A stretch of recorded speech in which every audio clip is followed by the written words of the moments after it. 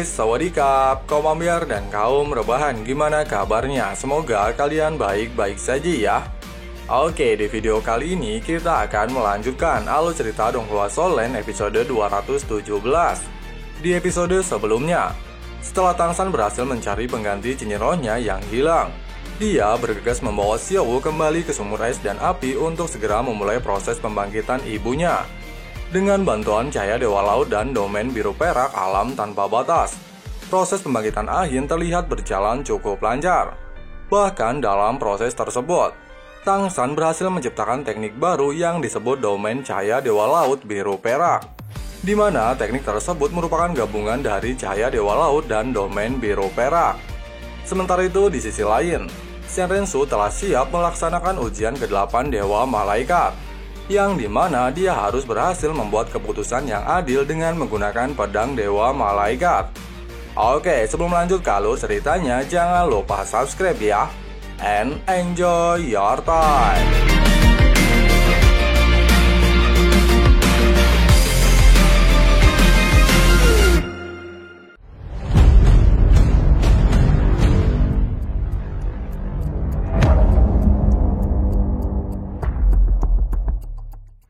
Di awal ujian ke-8, Shenrensu diperlihatkan ilusi berada di wilayah kerajaan Xinglu, yang saat ini terdengar kabar bahwa wilayah tersebut sedang dalam invasi Kekaisaran Wuhun.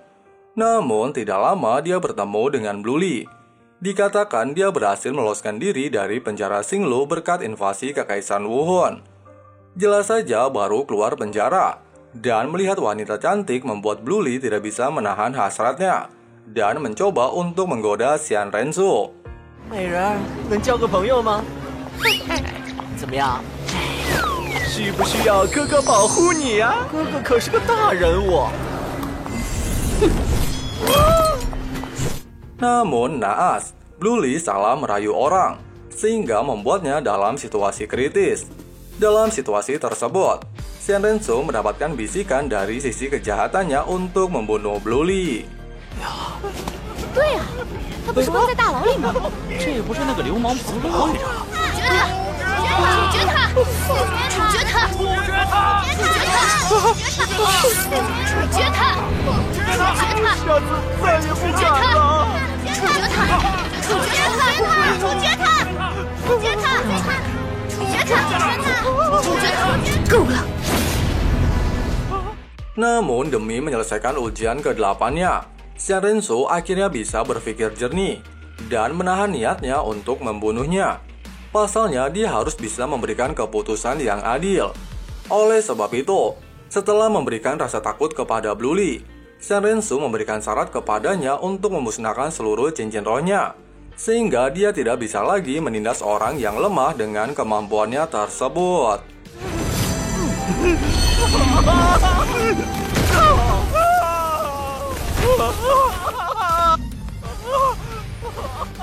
Setelah kejadian itu, alhasil Shenrensu dinyatakan lolos ujian ke-8 tahap pertama, yang dimana dia berhasil memberikan keputusan yang adil, dimana dia memilih untuk tidak membunuhnya dan memintanya untuk menghancurkan seluruh kemampuannya, sehingga Blue Li tidak lagi mengulangi kejahatannya.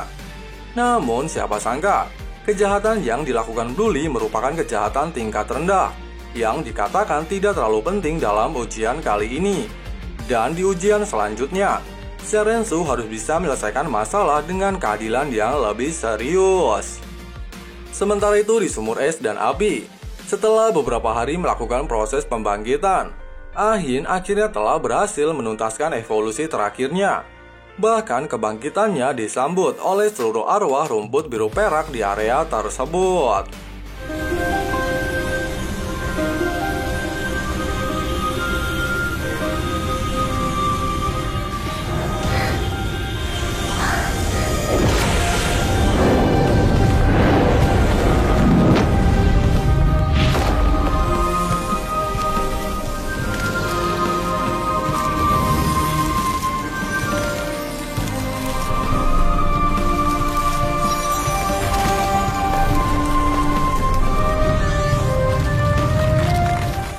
Sebagai rasa terima kasihnya kepada seluruh rakyat yang telah membantu untuk membangkitkannya, Ahin memberikan sebuah cahaya kehidupan yang berguna untuk meningkatkan kultivasi mereka.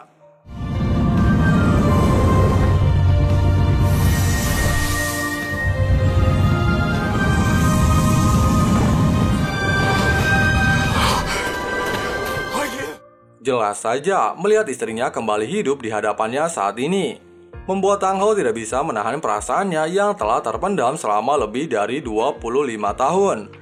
Bahkan Ahin juga berjanji kepada Tang Hao bahwa dirinya tidak akan pernah meninggalkannya lagi. Tidak peduli apapun yang terjadi kepadanya, Tang Hao tetaplah suaminya yang tercinta. Anjay. Dijelaskan, pasca proses pembangkitan, Ahin berhasil mendapatkan 100% tubuh manusianya dan kekuatannya juga pulih di level 70. Bahkan dengan pengaruh domain biru perak Tangsan, kekuatan mental Ahin juga pulih sepenuhnya. Menyadari hal tersebut membuat Tangsan merasa lega. Oleh sebab itu, dia berniat untuk segera membawa kedua orang tuanya meninggalkan lokasi tersebut dan kembali ke sekte Haotian. Pasalnya, lokasi tersebut sudah tidak lagi aman setelah disusupi oleh pasukan Kekaisaran Wuhun. Dan hanya di sekte Haotianlah kedua orang tuanya bisa hidup dengan aman. Namun jelas saja mendengarkan ucapan tersebut membuat Tang Hao ragu. Pasalnya dia bukan lagi anggota sekte Haotian. Tang San menjelaskan bahwa seluruh tetua memiliki janji kepadanya. Asalkan dia berhasil menyelesaikan 3 hal, maka dia diizinkan untuk membawa ayahnya untuk kembali ke sekte. Dan 3 hal tersebut telah berhasil diselesaikan. Tang San mempertegas bahwa kakek buyutnya juga menginginkan hal tersebut. Bahkan dia memberikan token Haotian sebagai jaminan untuk membawa ayahnya kembali ke sekte, sehingga bisa kembali membawa kejayaan sekte Haotian ke puncaknya. Mendengarkan seluruh penjelasan Tang San, akhirnya membuat Tang Hao setuju untuk kembali ke sekte demi memenuhi permintaan Tang Chen. Namun dia berpesan kepada Tang San harus selalu mengingat bahwa dimanapun mereka berada, mereka tetaplah murid dari sekte Haotian. Tidak sampai di situ, Tang San juga berniat untuk segera mencari tulang roh yang cocok untuk ayahnya. Dan dengan bantuan tulang roh Kaisar Biru Perak, dia memastikan bisa memulihkan anggota tubuh Tang Hao. Sehingga dalam waktu dekat Tang Hao akan kembali ke puncak kekuatannya, serta membawa sekte Haotian ke puncak kejayaannya. Singkat cerita, dalam perjalanan menuju sekte, Tang Hao kembali mengingat masa lalunya ketika masih berada di sekte Haotian.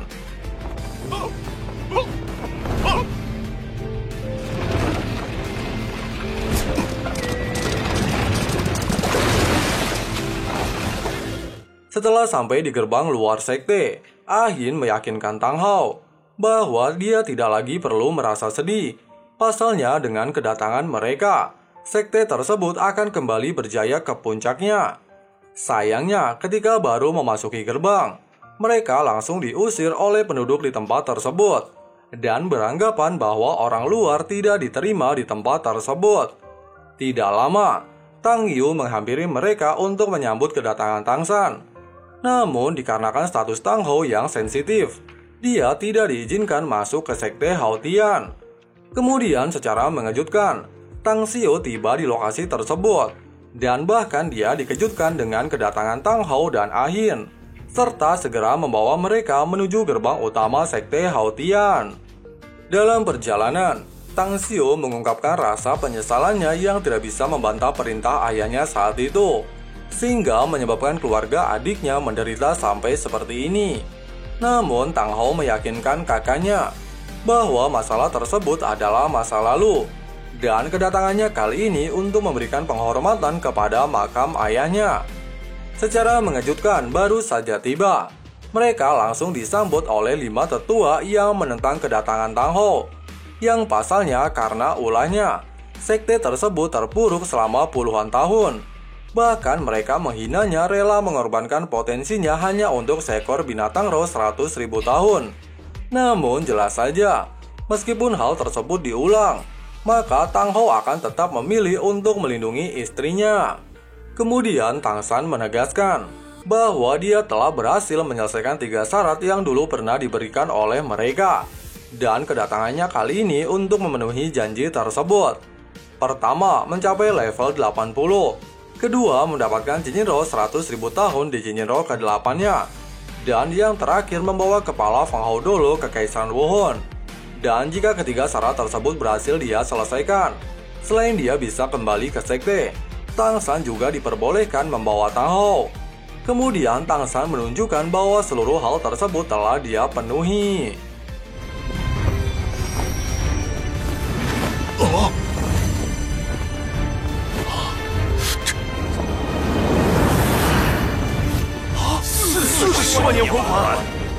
Jelas saja, melihat 4 cincin roh 100.000 tahun membuat mereka benar-benar terkejut. Tang San menjelaskan, kekuatannya saat ini berasal dari berbagai rintangan yang pernah dia lewati. Tang Xiu melanjutkan, dari ketiga hal tersebut 2 syarat telah Tang San penuhi. Bahkan Tang San berhasil menyelesaikan syarat tersebut lebih cepat dari waktu yang mereka berikan saat itu. Menyadari bahwa dengan kekuatan Tang San saat ini, tanpa harus memberikan bukti syarat ketiga, tetua kedua sangat yakin Tang San mampu melakukannya. Namun dikarenakan Tang San telah memiliki janji untuk memenuhi 3 syarat tersebut, dia akhirnya menunjukkan sebuah tulang roh yang dia dapat dari hantu Dolo, sehingga benar-benar membuktikan bahwa dia telah berhasil memenuhi ketiga syarat yang mereka berikan saat itu. Mengetahui hal itu, tetua kedua akhirnya setuju untuk menerima Tang Hao kembali menjadi anggota sekte Haotian. Namun statusnya hanya anggota biasa. Jelas saja mendengarkan hal itu membuat Tang San sedikit kesal. Tetua ketujuh melanjutkan bahwa kesalahan yang dilakukan Tang Hao masih belum bisa dimaafkan begitu saja. Terlebih lagi karena ulah Tang Hao anaknya mati sia-sia dan mengharuskannya untuk membayarnya. Terlebih lagi karena ulah Tang Hao yang telah membunuh Xian Sunji mengakibatkan Aula Wuhun secara terang-terangan menginvasi sekte Haotian. Tang San menegaskan, jika dulu sekte Haotian mau bekerja sama dengan 2 sekte teratas, maka 3 sekte tersebut tidak akan berakhir dengan tragis. Bahkan mereka rela melepaskan 4 sekte inti sehingga mengakibatkan sekte Haotian mengasingkan diri di masa kejayaan. Meskipun ucapan tersebut cukup lancang, namun Tang San hanya bertujuan untuk menjelaskan seluruh kejadian yang menimpa ayahnya saat itu. Namun lagi-lagi tetua ketujuh menolak seluruh pernyataan tersebut, sehingga memancing kemarahan Tang San untuk bertindak lebih jauh jika tetua ketujuh masih bersikeras dengan pendapat pribadinya. Mendengarkan hal tersebut, tanpa jeda tetua ketujuh menggunakan teknik keenamnya klon Palu Haotian dan memberikan syarat kepada Tang San. Jika dirinya berhasil menahan satu serangannya tanpa kekuatan roh, maka permasalahan antara dirinya dan ayahnya akan terselesaikan. 好，我答应了。这么多年了，有些事总要做个了断。小子，这一锤你接好了。 Nah, itulah alur cerita Donghua Sholen episode 217. Oke, terima kasih sudah nonton sampai habis dan jangan lupa subscribe ya. Di sini Cok Santuy pamit. Sampai jumpa di video-video selanjutnya and bye-bye.